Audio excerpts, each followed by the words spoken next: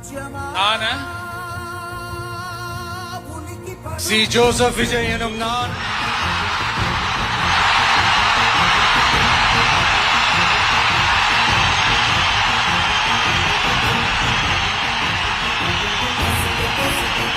சட்டப்படி அமைக்கப்பெற்ற இந்திய அரசியல் அமைப்பின்பால் உண்மையான நம்பிக்கையும் மாறா பற்றும் கொண்டிருப்பேன் என்றும் இந்திய நாட்டின் ஒப்பில்லாத முழு முதல் ஆட்சியையும் உரிமையையும் நிலை நிறுத்துவேன் என்றும் தமிழ்நாட்டு அரசின் முதலமைச்சராக உண்மையாகவும் உளச்சான்றின்படியும் என் கடமைகளை நிறைவேற்றுவேன் என்றும் அரசியல் அமைப்பிற்கும் சட்டத்திற்கும் இணங்க அச்சமும் ஒருதலை சார்பும் இன்றி விருப்பு வெறுப்பை விலக்கி